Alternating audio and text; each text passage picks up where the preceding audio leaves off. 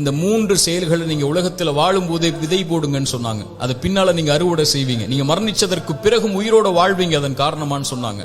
அந்த 3 விஷயம் என்ன தெரியுமா? முதல் விஷயம், இறைவன் உங்களுக்கு செல்வம்னு ஒண்ணு கொடுப்பான். அது பிறருக்கு இந்த உலகத்திலேயே கொடுத்து உதவுங்க. அதன் மூலமாக ஒருவன் பலன் பெற்றிருந்தால், அதன் மூலமாக இன்னொரு பலன் பெற்றிருந்தால் அந்த தொடர் நன்மை உங்களுக்கு வந்தடையும்னு சொன்னாங்க.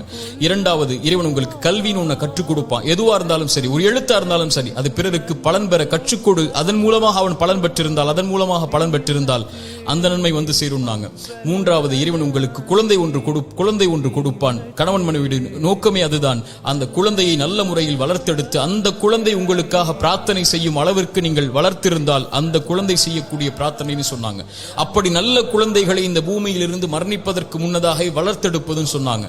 இந்த 3 விஷயத்தை யார் இந்த பூமியில் மரணிப்பதற்கு முன்னதாகவே உலகத்தில் விதை போடுவாரோ அவர் மரணித்ததற்கு பிறகும் அதை அறுவடை செய்து கொண்டு இந்த உலகத்தில் உயிர் வாழ்ந்து கொண்டே இருப்பார், இந்த உலகம் அழியும் வரைன்னு சொன்னாங்க.